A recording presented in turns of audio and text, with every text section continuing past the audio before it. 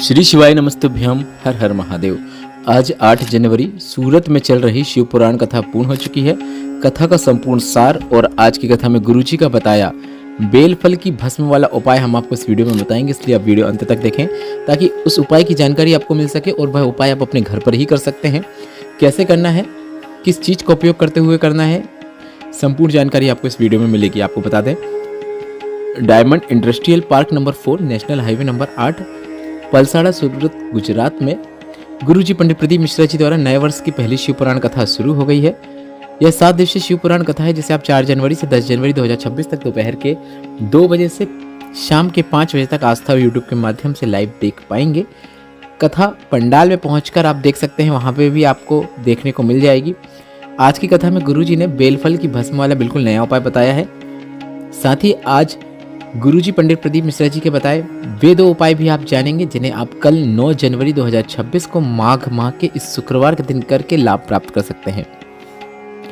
कौन से वे उपाय हैं, इसके लिए आप यह वीडियो अंत तक देखें ताकि कोई भी उपयोगी जानकारी आपसे न छूटे। आपको बता दें, आज 8 जनवरी 5वें दिन की श्री शिव महापुराण कथा में गुरुजी पंडित प्रदीप मिश्रा जी ने कुल 16 उपाय पत्र और उपयोगी जानकारियाँ दी हैं। सभी की जानकारी आपको इस छोटे से वीडियो के माध्यम से मिलने वाली है। अगर किन्हीं कारणवश आपने आज की कथा नहीं सुन पाई है तो संपूर्ण कथा का रसतत्व आपको इस छोटे से वीडियो से प्राप्त हो जाएगा। बढ़ते हैं आज की कथा की पहली विशेष जानकारी की ओर। कथा शुरू होते ही गुरुजी ने कहा, शंकर भगवान के जितने भी मंत्र हैं, नमः शिवाय, ओम नमः शिवाय, श्री शिवाय नमस्तुभ्यम या फिर अन्य जितने भी मंत्र हैं, यह सभी मंत्र शंकर भगवान पर अपना ध्यान को केंद्रित करने के लिए हैं। इसलिए शिव महापुराण में भी 3 उम्र ऐसी बताई गई हैं जिसमें हमें 3 अलग अलग उम्र में अलग अलग लोगों को अपने मस्तक में बैठाना चाहिए, अर्थात अपनी बुद्धि में, अपनी चित्तवृत्ति में बैठाना चाहिए। 15 साल की आयु में हमें अपने पिता को अपनी बुद्धि में बैठाना चाहिए, अपना मन अपने पिता की बातों में रखना चाहिए।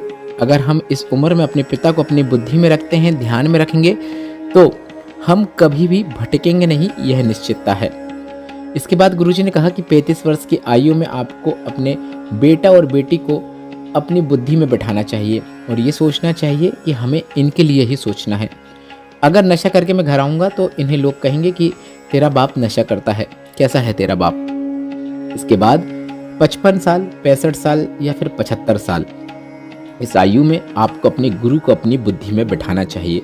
बढ़ते हैं आज की कथा की दूसरी विशेष जानकारी की ओर। गुरुजी ने कहा, सभी गणेश जी को बुद्धि का देवता कहते हैं, पर गणेश जी को बुद्धि भोलेनाथ ने ही प्रदान की है। और विनायक जब माता पार्वती ने उपटन से उन्हें प्रकट किया तो उसके बाद भोलेनाथ ने विनायक की परीक्षा ली। 3 प्रकार की परीक्षा ली। किस प्रकार से ली, जो आज गुरुजी ने बताया, आप ध्यान से सुनिएगा। पहली परीक्षा यह ली कि बालक तुम कौन हो, ऐसा भोलेनाथ ने पूछा तो उन्होंने कहा, मेरी माता अंदर स्नान कर रही है, मैं उनका पुत्र हूँ। शंकर भगवान ने समझ लिया कि इसकी माता ने इसे पैदा तो किया है पर इतनी बुद्धि नहीं दी कि यह अपनी माता का नाम भी बता सके। इसके बाद गुरुजी ने कहा, सभी को अपने बच्चों को सबसे पहले अपने माता पिता का नाम स्मरण जरूर कराना चाहिए।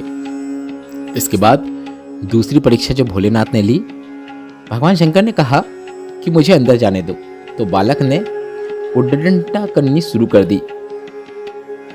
शंकर भगवान समझ गए कि इसमें विवेक की भी कमी है। यह उद्दंडता में उतर आया पर यह प्रश्नों का उत्तर नहीं दे रहा है, पूरी बात नहीं समझा रहा है। इसके बाद तीसरी परीक्षा जो भोलेनाथ ने ली, जब भोलेनाथ ने मारने के लिए शस्त्र उठाए तो बालक ने भी तुरंत शस्त्र उठा लिए और युद्ध के लिए तैयार हो गया। शंकर भगवान समझ गए कि बालक में संस्कार की भी कमी है, अपने बड़ों पर प्रहार करने के लिए तुरंत तैयार हो गया। इसके बाद गुरुजी ने कहा कि विनायक की 3 परीक्षाएं में विनायक फेल हुए और भोलेनाथ ने सोचा अब इसे बुद्धि प्रदान करना पड़ेगा, अर्थात गणेश भगवान को बुद्धि प्रदान करने वाले भोलेनाथ ही हैं। बढ़ते हैं आज की कथा की तीसरी विशेष जानकारी की ओर।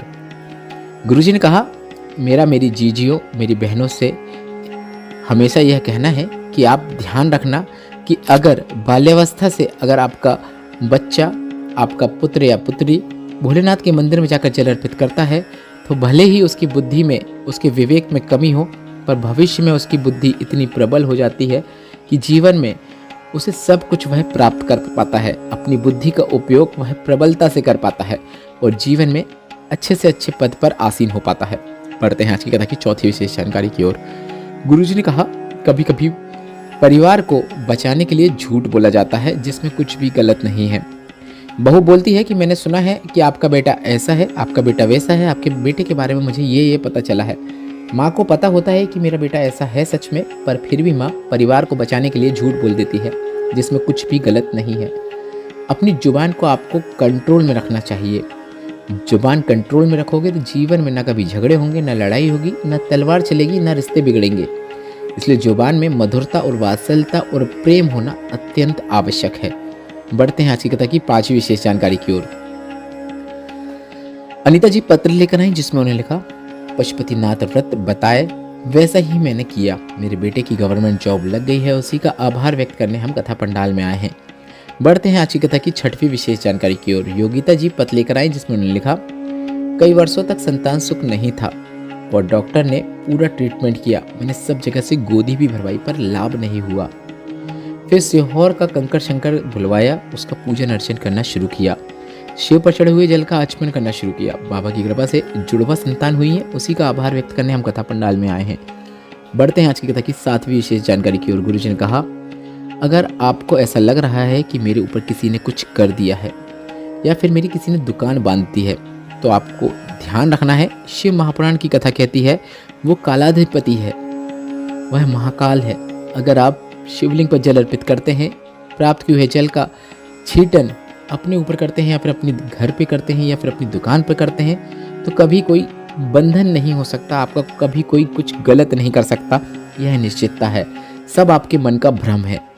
बढ़ते हैं आज की कथा की 8वीं विशेष जानकारी की ओर। एक नाथ गोरवे जी पत्र लेकर आए जिसमें उन्होंने लिखा, 14 जनवरी 2024 में मेरा लड़का अपने दादाजी के साथ घूमने गया। एकदम से पतंग का धागा उसके सामने आया, गर्दन में लगा और उसके गले की नस कट गई, वो बच्चा मर गया। हमने डॉक्टर को दिखाया कि फिर से क्या मैं माँ बन सकती हूँ, पर डॉक्टर ने कहा अब आप कभी माँ नहीं बन सकते। हमने रुद्राक्ष महोत्सव में सीहोर कोबरासताम कथा का श्रवण करने गए, क्योंकि हमने बहुत सुना था कि रुद्राक्ष महोत्सव की कथा सुनकर अगर हम कुछ मांगते हैं तो वह हमें निश्चित प्राप्त होता है। बाबा ने हमें हमारा बच्चा लौटा दिया है, मुझे पुत्र रत्न की प्राप्ति हुई है, उसी का आभार व्यक्त करने में कथा पंडाल में आई हूँ। बढ़ते हैं आज की कथा की 9वीं विशेष जानकारी की ओर। सीमा पाल जी पत्र लेकर आई जिसमें लिखा, मेरी शादी 2007 में हुई थी, मुझको बच्चे नहीं हुए। मैंने कई जगह दिखाया पर लाभ नहीं हुआ। 18 साल शादी के हो गए पर संतान सुख नहीं हुआ। किसी ने सीहोर वाले महाराज की कथा सुनने को कहा, आसन लगाकर घर पर ही कथा सुनो ऐसा कहा, और आसन के नीचे की मिट्टी को अपने गर्भ में लगा लो। मैंने ऐसा ही करना शुरू किया। कथा पंडाल में कथा सुनी और मुझे संतान सुख हुआ है, उसी का आभार व्यक्त करने हम कथा पंडाल में आए हैं। अब बढ़ते हैं आज की कथा की 10वीं विशेष जानकारी की ओर, जो कि गुरुजी पंडित प्रदीप मिश्रा जी का बताया एक ऐसा उपाय जिसे आप इस शुक्रवार को कर सकते हैं। 9 जनवरी 2026 माघ माह के शुक्रवार को अपने घर में धन संपदा वृद्धि के लिए आपको एक सरल और आसान उपाय करना है। आपको एक गुलाब का फूल लेना है या फिर कोई भी लाल पुष्प लेना है और थोड़ा सा आपको मधु लेना है, मतलब शहद लेना है। एक कटोरी में 1 चम्मच या 1 बूंद भी आप मधु ले रहे हैं तो वह भी पर्याप्त है। आपको यह सभी चीज़ें माता लक्ष्मी के साक्षी में रखना है। आपके घर में जहाँ पर पूजन का स्थान होता है वहीं पर आपको यह सभी चीज़ें रखना है। एक कटोरी लें, उसमें थोड़ा सा मधु लें, मतलब शहद लें, और एक लाल पुष्प माता लक्ष्मी के साक्षी में रख दें। शुक्रवार के दिन शाम के समय प्रदोष काल में आपको यह उपाय करना है। शनिवार के दिन दोनों चीज़ों का आपको विसर्जन कर देना है, मतलब शहद का विसर्जन करना है और पुष्प का विसर्जन करना है। आप उस शहद को उस पुष्प में लगा दें अगले दिन, मतलब शनिवार के दिन, और उसे आप नदी में विसर्जित कर दें। बस इतना ही करना है। 3 से 5 शुक्रवार करके देखिएगा, जीवन में कभी भी धन संबंधित कोई परेशानी नहीं हो सकती।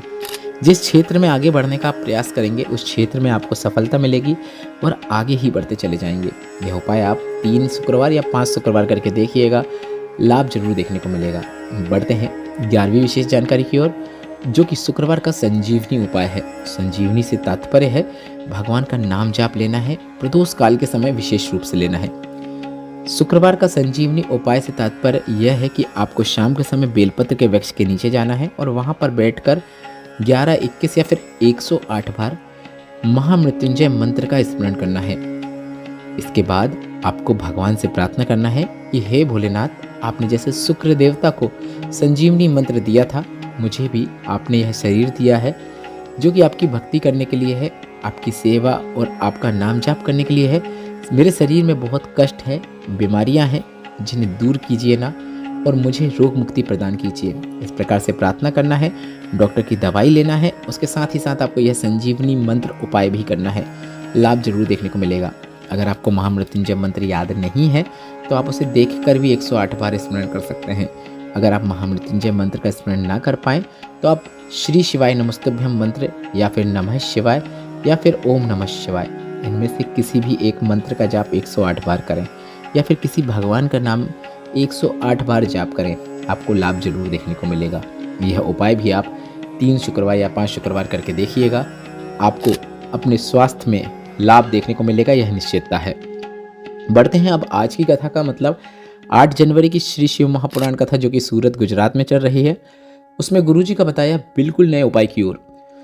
अगर आपका बच्चा जिसका जन्म के बाद शरीर का विकास नहीं हो रहा है, मुंह से लार टपकती रहती है, पलंग में सोया रहता है, उनमें अपनी इंद्रियों को काबू करने में सामर्थ्यता नहीं है, कहीं पे भी बाथरूम कर देता है, अर्थात अपने बच्चे की बुद्धि और उसके शरीर में विकास के लिए आप यह उपाय कर सकते हैं। इनमें से कोई एक समस्या होने पर भी आप यह उपाय कर सकते हैं या फिर एक से अधिक समस्या होने पर भी आप यह उपाय कर सकते हैं। काफ़ी अच्छा उपाय है, गुरुजी ने कहा। इस प्रकार के बच्चों के लिए अगर आपके घर में है तो उनके लिए शिव महापुराण में एक सुंदर प्रसंग आता है। आप चाहो तो अपने घर के नज़दीक में अगर कोई दूसरे बच्चे हैं तो उन्हें भी यह जानकारी दे सकते हैं। एक बेलफल होता है, मतलब बेलफल मतलब बेलपत्र के पेड़ में जो फल लगता है उसे हम बेलफल कहते हैं। आप देखेंगे कि एक हरा सा रहता है, कभी पक जाता है तो वह पीला सा हो जाता है। आपको तो बस एक बेलफल की ज़रूरत होगी। आप मार्केट से भी ले सकते हैं या फिर बेलपत्र के पेड़ से तोड़ना चाहें तो उससे भी तोड़ सकते हैं। आपको एक बेलफल लेना है और उस बेलफल के अंदर के गूदे को आपको निकाल लेना है। जितना भी फल का भाग होता है अंदर का उसे आपको निकाल लेना है, सुखा लेना है। सुखाने के बाद उसे पीस लेना है, घिस लेना है। इसके बाद उसे जला लेना है और जलाने के बाद उसे आपको उसकी भस्म तैयार कर लेना है। आप घिसना और पीसना जलाने के बाद भी कर सकते हैं। आपको बारीक भस्म तैयार करना है और भस्म को आपको कपड़े से छान लेना है और छानने के बाद आपको इसे किसी भी सोमवार की अष्टमी के दिन, अर्थात सोमवार के दिन अष्टमी आए या फिर अष्टमी के दिन सोमवार आए, उस दिन भोलेनाथ के शिवलिंग पे आपको अर्पित करना है। अर्पित करते समय श्री शिवाय नमस्तुभ्यम या नमः शिवाय या फिर ओम नमः शिवाय मंत्र का उच्चारण कर सकते हैं। गुरुजी ने कहा है कि अगर मंदिर में जाकर करना चाहो कोई दिक्कत नहीं है तो मंदिर में कर सकते हैं, मतलब उस भस्म को भोलेनाथ के शिवलिंग पे मंदिर पे अर्पित कर सकते हैं। अगर मंदिर नहीं जा सकते हैं तो आपके घर में जो शिवलिंग है उस पर भी आप अर्पित कर सकते हैं और थोड़ी सी भस्म को आपको प्राप्त कर लेना है। पूरी भस्म अर्पित करके भी थोड़ी भस्म प्राप्त कर सकते हैं क्योंकि बहुत ही कम भस्म का आपको उपयोग करना होता है, या फिर थोड़ी सी अपनी कटोरी में भस्म रहने दें, शिवलिंग पे अर्पित करें और उससे थोड़ी सी भस्म प्राप्त करके अपनी कटोरी में मिला लें या फिर जिस भी डब्बी में आपने भस्म रखी है उसमें मिला लें। प्रदोष काल का समय रहेगा, उसके पहले आपको उस भस्म को जो भोलेनाथ के शिवलिंग से आपने प्राप्त की है उसे उस बच्चे की जिह्वा में थोड़ी सी मात्रा में चटाना शुरू कर देना है। डॉक्टर को भी दिखाना है, उनका पूरा ट्रीटमेंट लेना है क्योंकि शिव महापुराण कथा के अनुसार डॉक्टर शिव का रूप है, इसलिए आप डॉक्टर को दिखाएं, पूरा ट्रीटमेंट लें और शिव पर पूरा विश्वास रखते हुए यह सरल और आसान उपाय भी जरूर करें। लाभ जरूर देखने को मिलेगा। इस उपाय से संबंधित कोई प्रश्न है तो आप कमेंट बॉक्स के जरिए जरूर पूछिएगा। बढ़ते हैं आज की कथा की 13वीं और अंतिम जानकारी की ओर।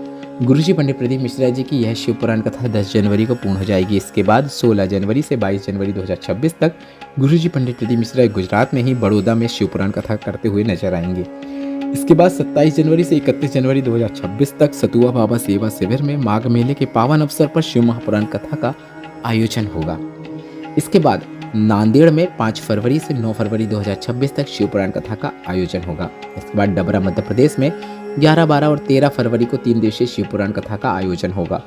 इसके बाद साल का सबसे भव्य आयोजन 14 फरवरी से 20 फरवरी 2026 तक सीहोर मध्य प्रदेश में होगा, जो कि रुद्राक्ष महोत्सव है। रुद्राक्ष अभिमंत्रित किए जाएंगे, रुद्राक्ष मिलेंगे तो नहीं, पर रुद्राक्ष अभिमंत्रण के साथ साथ शिव महापुराण कथा का भी आयोजन होगा जिसमें आप शामिल हो सकते हैं। इस वीडियो में बताई गई जानकारी से संबंधित जितने भी आपके प्रश्न हैं वे सभी प्रश्न आप कमेंट बॉक्स के जरिए पूछ सकते हैं। मेरे द्वारा दी गई जानकारी अगर आपको थोड़ी सी भी उपयोगी लगी है तो इस वीडियो को लाइक जरूर करें। कमेंट बॉक्स में श्री शिवाय नमस्तुभ्यम या फिर हर हर महादेव जरूर टाइप करें। ऐसे ही वीडियो देखने के लिए हमें सब्सक्राइब करना ना भूलें। श्री शिवाय नमस्तुभ्यम। हर हर महादेव।